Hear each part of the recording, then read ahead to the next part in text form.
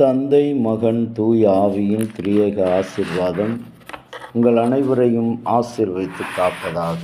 ஆமேன். என் அன்பு கர்த்தருடைய பிள்ளைகளே, இந்த நாளின் சிந்தனைக்காக நியாயாதிபதிகள் 8ஆம் அதிகாரம் 34வது வசனம். சுற்றிலும் இருக்கிற தங்கள் சகல சத்துருக்களின் கையிலிருந்து தங்களை ரட்சித்த கர்த்தராகிய கடவுளாகிய கர்த்தரை இஸ்ரவேலர் நினையாமல் போனார்கள். கடவுளை நினைக்கக்கூடிய வாழ்க்கை என்பது கிறிஸ்தவர்களாக இருக்கிற உங்களுக்கும் எனக்கும் தினமும் நொடிப்பொழுதும் நாம் விட்டுவிடாதபடி நாம் அவரை நினைக்க வேண்டும். அப்போஸ்தலனாகிய பவுல் தன்னுடைய மக்களை பார்த்து சொல்லுகிறான், நீங்கள்தான் கர்த்தருடைய ஆலயம் என்று சொல்லுகிறான்.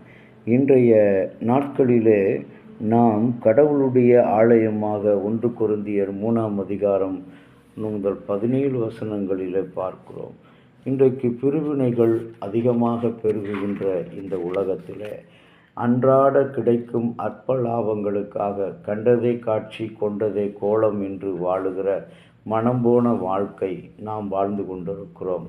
தன்னுடைய உறவினருக்காக ஒரு நியாயமும், தன்னுடைய ஜாதிக்காரனுக்காக ஒரு சலுகையும், நம்முடைய உறவுக்காரருக்காக ஒரு ஊக்கமான உருகுகின்ற ஒரு வாழ்க்கையும் வாழ்ந்து கொண்டிருக்கிறோம். ஆனால் என் அன்பு கடவுளுடைய பிள்ளைகளே, கடவுள் கரத்தில் அழைக்கப்பட்ட நீங்களும் நானும் சுற்றிலும் இருக்கிற சகல சத்துருக்களை கையிலிருந்து நம்மை ரட்சித்த கர்த்தராகிய கடவுளை மறந்து போன இஸ்ரவேல் போல நீங்களும் நானும் இருக்கிறோம். அன்றைக்கு தாவீதை குறித்து பார்க்கிறோம். அவன் கர்த்தரை மறந்து அந்த பட்சேபாளை நேசித்ததினால் அவன் கடவுளுடைய தண்டனைக்கு ஆளானான். கிதியோன் இந்த பகுதியிலே அவன் தன்னுடைய கண்கள் பிடிக்கப்பட்டு இச்சையின் பொருட்டு அவன் கடவுளுடைய நிந்தைக்கு பிறர் மத்தியிலே நிந்திக்கப்பட்டான். அன்புக்குரிய இறை மக்களே, நீங்களும் நானும் இப்படிப்பட்ட சூழல்கள் நம்முடைய வாழ்க்கையில், இப்படிப்பட்ட தருணங்கள் நம்முடைய வாழ்க்கையில் அநேகம் வந்திருக்கக்கூடும். பிரிவினைகள் வந்திருக்கக்கூடும், பெருமைகள் வந்திருக்கக்கூடும், பரிசோதிக்கிற சோதனைகள் அதிகமாக வந்திருக்க வேண்டும். அந்த நிலையில் நாம் கடவுளை பரீட்சை பார்த்து பின்வாங்கி போய்விடாதபடி, ஒருவேளை இதுவரை எங்களை நடத்தி வந்த ஆண்டவர் இனிமேலும் நடத்துவார் என்ற நம்பிக்கை இல்லாதபடி நாம் போகின்ற காரணத்தினால்தான் நம்முடைய குடும்பங்களும் பிள்ளைகளும் வாழ்க்கையை மறந்தவர்களாக இருக்கிறோம்.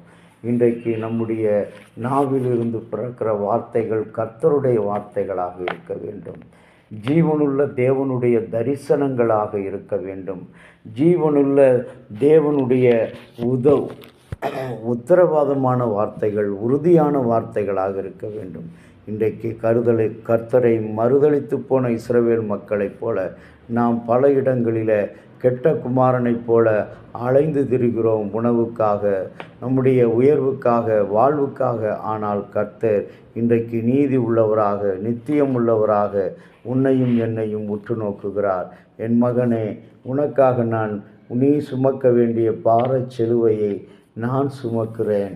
அந்த சிலுவையை தூக்க முடியாமல் என் ஆண்டவர் கீழே தடுமாறி விழும்போது அந்த சேவகன் அடிக்கிறான். அந்த வழியை கூட அவர் எதிர்த்து பேசாத மயிர் கத்தரிக்கிறவனுக்கு முன்பாக நிறுத்தப்பட்ட ஆட்டைப் போல அமைதியாக இருக்கிறார். அநேகர் பிலாத்தின் கையில் நின்று விசாரிக்கும் பொழுது, இந்த கள்வனை விடுதலையாக்குங்கள், இவரை சிலுவையில் அறையுங்கள். நன்மையை பெற்ற மக்கள் அவரை குற்றப்படுத்துகிறார்கள். அற்புதம் பெற்ற மக்கள் இன்றைக்கு அவரை அலட்சியமும் அவமானம் படுத்துகிறார்கள்.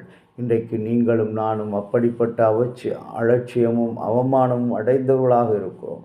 ஆண்டவரிடத்தில் இந்த நாளில், கர்த்தாவே, நாங்கள் உம்மை மறந்து போகாதபடி, உம்முடைய போதனையை இழந்து விடாதபடி, உம்முடைய பிரசன்னத்தை இழந்து விடாதபடி எங்களுக்கு அருள் கூர்ந்து ஆசீர்வதித்தருளும்.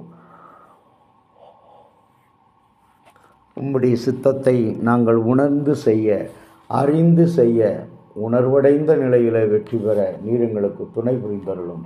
இறைமகனும் மீட்பரும் இரட்சகருமாகிய இயேசுவே, உம்மிடத்தில் நாங்கள் கேட்கிற இந்த வார்த்தைகள், இந்த நாளினுடைய சிந்தனைகள் எங்கள் வாழ்வுக்கு பிரயோஜனமாக இருக்க துணை புரிந்தருளும். இறைமகன் பாதத்தில் இந்த நாள் முழுவதும் ஒப்பு கொடுக்கிறோம். ஆண்டவரை தொடர்ந்து வழி நடத்தும். உமக்கு துதி கணத்தை நாங்கள் இந்த வார்த்தை வழியாக ஜெபிக்கிறோம். ஜெபம் செய்வோம். அன்பின் கடவுளே, ஆசீர்வதிக்கப்பட்ட இந்த நல்ல பொழுதை எங்களுக்கு கொடுத்திருக்கிறீர். இந்த நாளிலும் கூட நாங்கள் சத்துருக்களின் கையில் இருந்து எங்களை விடுவித்த உம்மை நாங்கள் மறுதளித்தோம், மரணத்துக்கு ஒப்பு கொடுத்தோம், பாவத்துக்கு ஒப்பு கொடுத்தோம், பரிகாசத்துக்கு ஒப்பு கொடுத்தோம், அடிமைத்தனத்துக்கு ஒப்பு கொடுத்தோம், அவமானத்துக்கு ஒப்பு கொடுத்தோம். இந்த நாளில் எல்லாவற்றையும் மன்னித்து உம்முடைய பிள்ளைகளாக மாற்றியறோம். இயேசு கிறிஸ்துவின் நாமத்தில் வேண்டுகிறோம் நல்ல பிதாவே, ஆமேன்.